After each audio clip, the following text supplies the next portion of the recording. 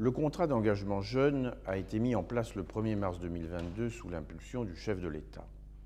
Il a pour objectif de permettre aux jeunes d'entrer plus rapidement dans l'emploi durable. Il repose sur deux piliers. D'une part, proposer aux jeunes bénéficiaires un accompagnement renforcé et d'autre part, le versement d'une allocation qui leur permet de sécuriser leur parcours.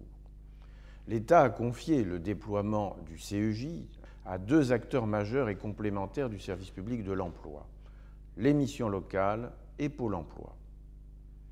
En 2022, en Occitanie, plus de 30 000 jeunes sont entrés en CEJ.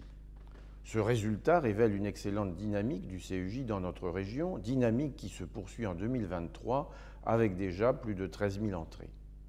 En Occitanie, le CEJ a permis d'accompagner principalement des jeunes de 18 à 21 ans. Ce sont des jeunes qui étaient sans diplôme et de niveau inférieur au baccalauréat, comme par exemple le CAP, le BEP ou encore le brevet professionnel. Avec cet accompagnement renforcé et le bénéfice d'une allocation permettant de sécuriser leur parcours, 67% de ces jeunes ont pu accéder à un emploi dans les 9 mois qui ont suivi leur entrée dans le dispositif. Ces bons résultats tiennent bien sûr à la forte implication de tous les acteurs œuvrant dans le fonctionnement de ce dispositif, que je souhaite remercier, mais aussi à la forte implication des jeunes engagés dans le parcours renforcé. Je tiens ici à les féliciter pour leur action et leur engagement. Les premiers résultats sont très encourageants et il convient de poursuivre les efforts de mobilisation.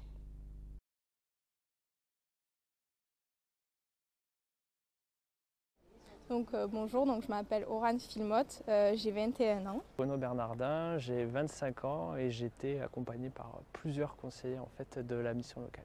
J'ai fait un contrat engagement jeune parce que je travaillais et je savais que ce n'était pas le métier que je souhaitais faire et j'avais besoin qu'on m'aiguille pour que je puisse trouver ma voie rapidement.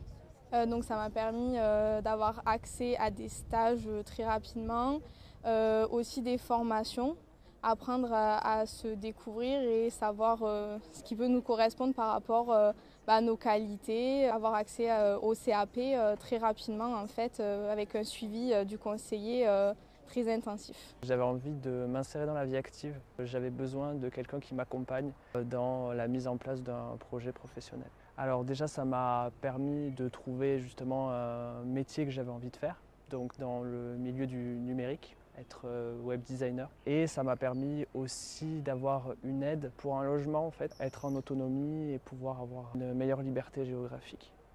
Par exemple rédiger un CV, apprendre aussi à se présenter, réaliser des entretiens de test aussi pour avoir accès justement à l'emploi. C'est mon conseiller de la mission locale, il m'a parlé du coup de l'école de la deuxième chance. Et à l'école de la deuxième chance, on a eu des ateliers pour refaire notre CV, notre lettre de motivation, préparation d'entretien à l'embauche.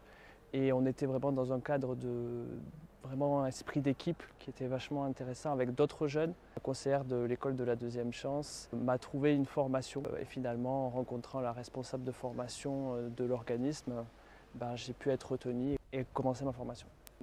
Je dirais satisfaite de l'expérience que j'ai eue. J'ai trouvé ce que je voulais, la formation, l'emploi, l'entreprise, très contente. Je dirais enrichissant parce que ça m'a beaucoup apporté.